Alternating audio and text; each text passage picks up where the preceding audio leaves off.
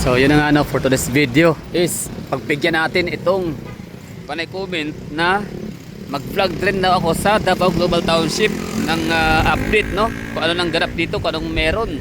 Well, ito na no, wish granted. Wish granted.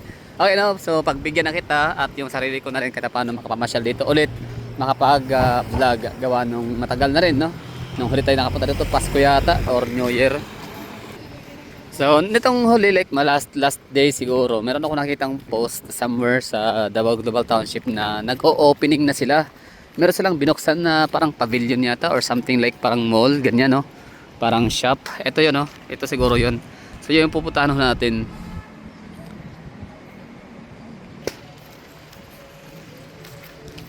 Ganda ng lugar no? Davao City, Davao Global Township. So, hindi pa siya ganap na materialize no, or natapos itong lugar na to. It's 23 hectares more or less na mixed use development properties ng Cebu Land Master and Villabrille family. So ang meron dito percent na mga establishments ay ang McDonald's yan, pero pinakauna talaga dito ay yung yan, Davao, Shell's Beast Coffee. Pwede kita dito mag-entry. Exit para to, no? So, basa-basa rin pag may time. Init kasi dito na portion. Mamaya, no? So, yun na nga, ang pamamasyal natin ngayon sa Davao Global Township update ay unang-una ay ang McDonald's. So, first time kong kumain dito.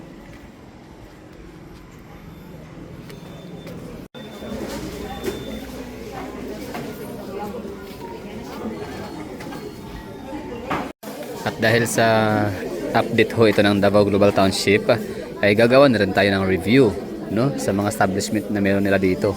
So una, ito nga pinasukan natin ang McDonald's. So as you can see, ang ganda ng loob no? Unique, kakaiba. I mean, maaari hindi kakaiba sa ibang mga McDonald's all over the Philippines or somewhere in the Philippines, pero dito sa Davao City, as far as I know, ito pa lang yung pinakamagandang McDonald's na disenyo sa loob na kinakita, and kahit ibang mga food court, hindi lang McDonald's. So ito yung isa sa pinaka kakaibang disenyo. At maging sa labas, yung drive-thru, syempre sa loob ba naman ng Davao Global Township. Tapos first time ko rin makita rito sa Davao City na isang fast food restaurant na mayroong bike and dine. Ganyan yan, no? Yan. So, Shuttle's Beast Coffee, puntahan ba natin? Hindi na, meron naman akong mga vlog na dyan kung gusto nyo makita yung review ho natin sa kanilang structure, sa kanilang building, establishment. Sabihin nyo na sa comment section at isend ko ang link. Kasi maganda nga talaga dyan, meron second floor, at ang maganda pa dyan, dalawa ang kanilang CR, unlike sa mga Starbucks na isa lang talaga no? So ito dalawa, meron sa taas at sa ibaba.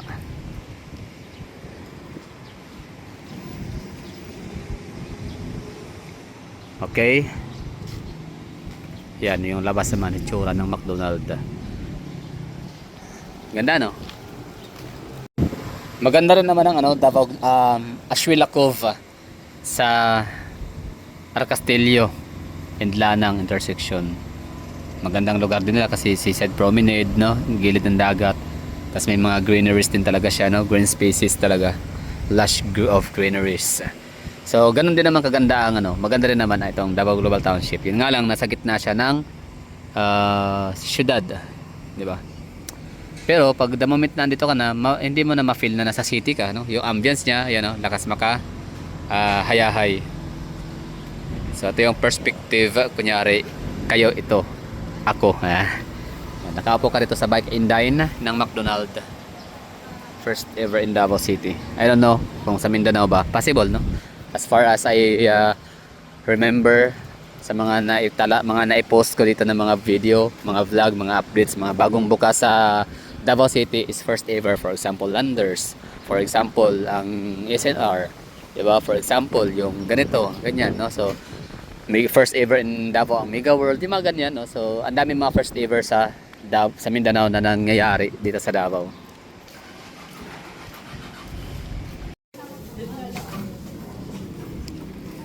So yun, tapos na tayong kumain. Pleasure use pedestrian day. We're done eating, no? Tapos mag-dine in sa McDonald, Davao Global Township. Next nating puntahan ay ang iba pang mga portion nitong lugar nila. Ito siya is ano siya, parang mall. Ang style ng mall na to, naalala ko dito yung Sirin, Ayala Mall Sirin sa may Tagaytay City. Check nyo sana Facebook o saan man ang mga sites para makita nyo yung sinasabi ko. Pero hindi siya magkasing ganda ha, o yung magkahitsura. Tinutukoy ko lang is yung estilo ng mall nila ay alfresco, alfresco style, parang ganyan, no? Embarcadero de Legazpi, pero yung Embarcadero de Legazpi kasi buong ano talaga siya, structure.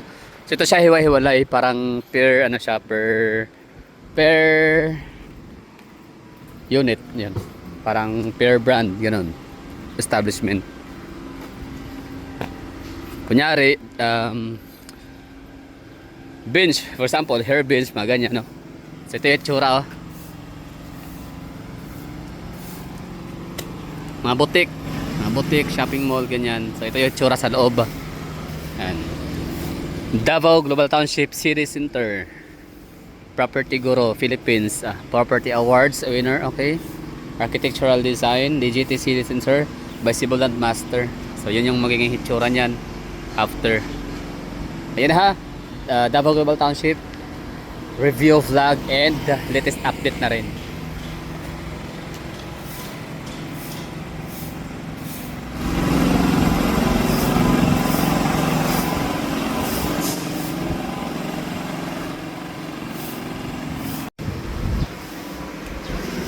Ganda tignan, no?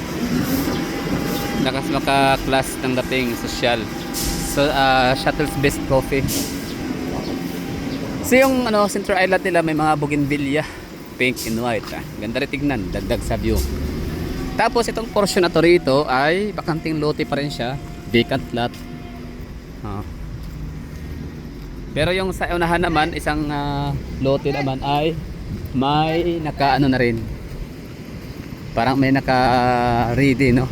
Parang nagkaroon na ng groundbreaking or parang may mga pundasyon na o meron silang mga ginagawa dyan. Ibig sabihin, the construction is ongoing na sa party na yan, sa portion. Ano kaya meron dyan? Parang high-rise building, no?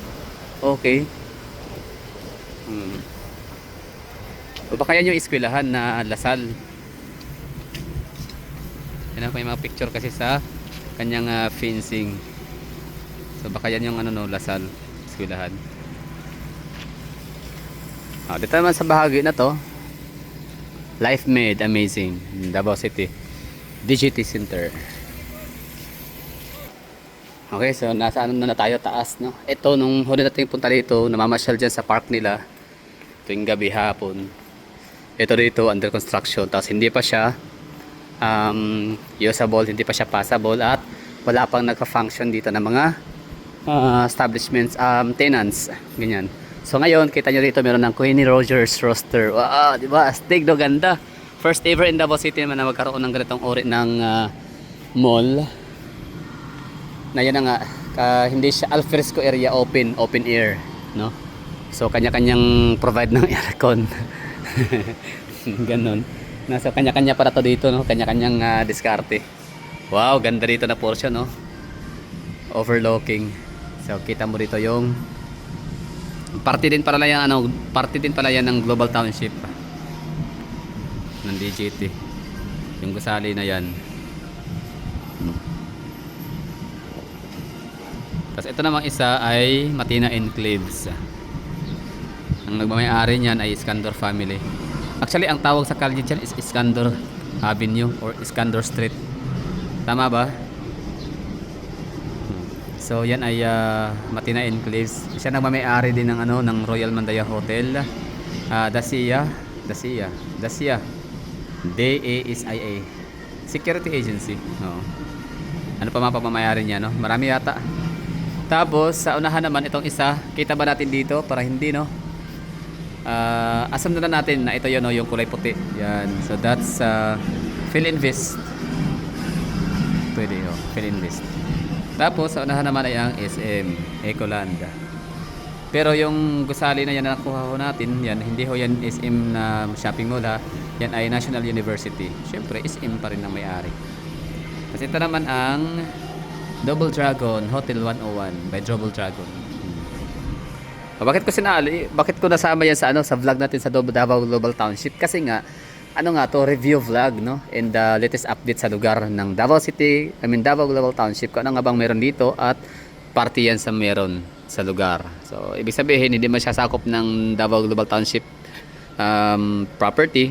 At least pag nandito ka sa DGT, yan ang mga makikita mo dito. Yan yung mga ma-offer nilang mga tanawin view, di ba? So meron silang mga high-rise buildings, tapos meron mga greeneries, lush greeneries, mga ganyan, mga trees na mag-provide talaga ng magandang hangin, quality, kalidad. Tapos syempre, hindi lang yan ang makikita natin mga matataas na gusali. Meron na tayo dito nakikitang Philcrest Centrale. Yan, Philcrest. Wait, asa yun? Hoy, Philcrest, asan ka? Yan, Philcrest Centrale. Tatlo meron dyan, VXI, Telepro, VXI, IBEX, tsaka Optum. Dapat ano yan mall or parang ganyan, no? Pero naging BPO. Ito naman ang Sibulan Master once again. Ulit, no? So that's Citadines o Citadines. Paano babasahin yan? Paano i-pronounce? Sibulan Master may-ari niyan. Sa Paragon Davao. Ang galing, no?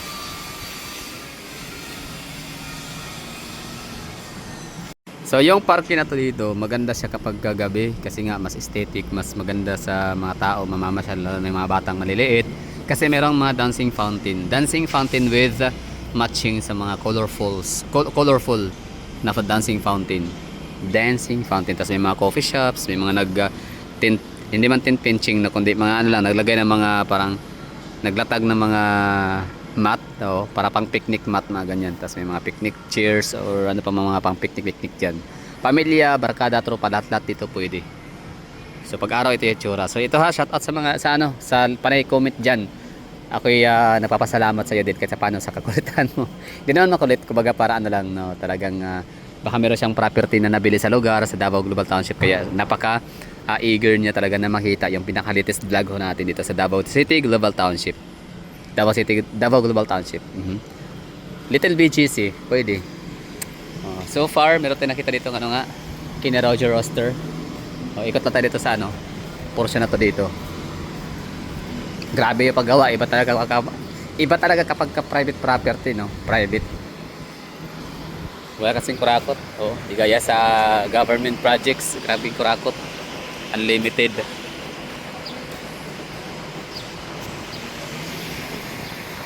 Ang daming delays, no?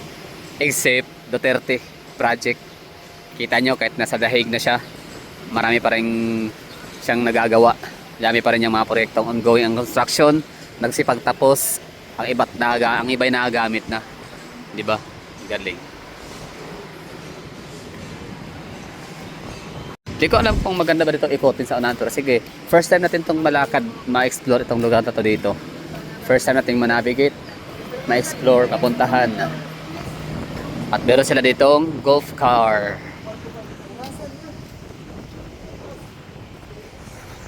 Okay, dito tayo sa Davao City Global Township, sa may city center nila, kung saan merong mga shopping mall. Pero community mall ba tawag dyan?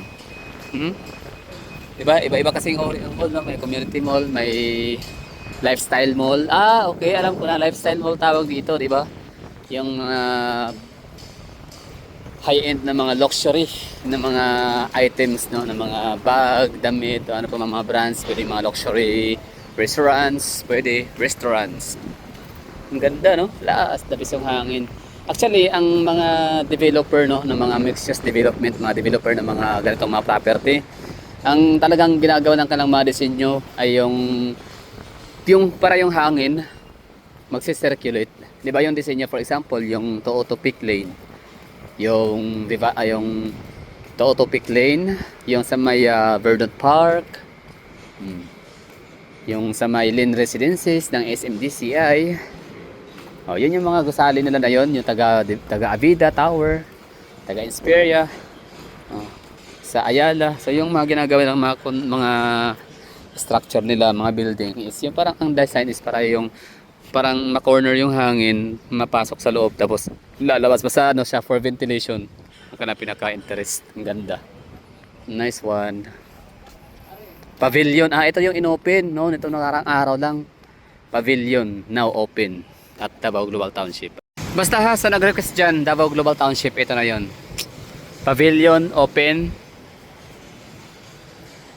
Meron ng Kenny Roger, mga restaurants, no? Yung mga tenants dito, may mga nagsisibukasan na ng mga tenants. Hindi pa lahat, kaya ito wala pa din. Pero ito meron na. Kenny Roger Roaster. Deliciously healthy. Okay. Kabila, under construction, puspusan, mabilisan ang paggawa. Galing. Ito yun, no? Magiging itsura. Pagkatapos magawa itong lahat ng mga building. Ganda, no? Aesthetic. Nice one.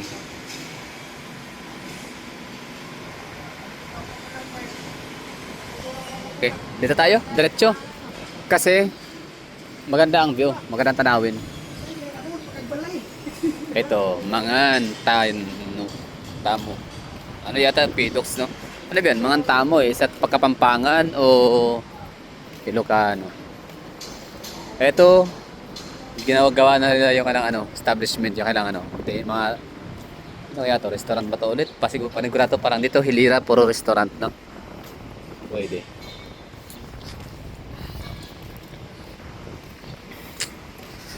Ikot lang tayo dito. So sana ay nakapagbigay ako ng katuparan doon sa nag-request Davao City Global Township.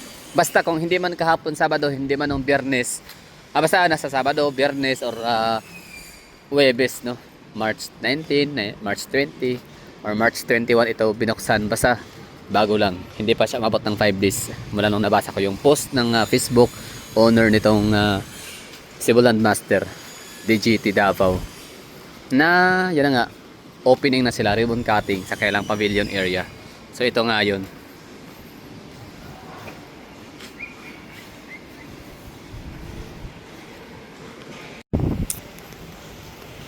Dito naman kapag ayan, baba tayo, may hagdanan.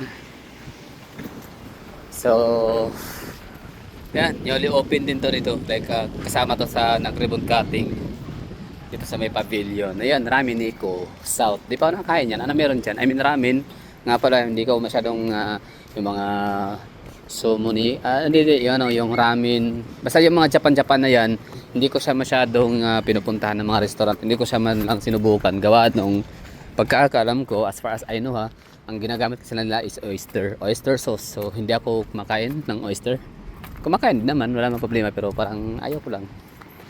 Minsan may mga nakakain akong pastil, mga pansit, lumpia, na yung pampalasa palang ginagamit instead of soy sauce or patis, ang ginagamit nila ay oyster.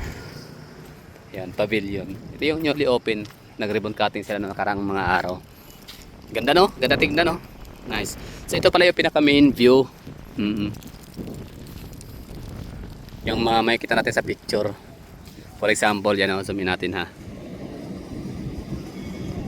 Yan, so ito yon yung bubong na yan, ito yon yung roofing, ganda ng design. Tapos yun dito naman na side.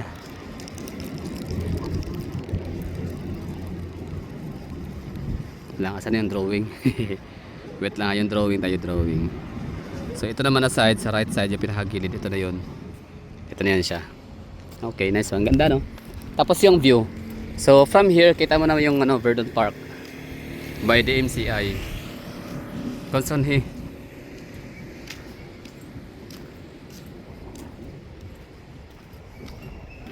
Ganda ng hangin. Grabe. Presko. Linis.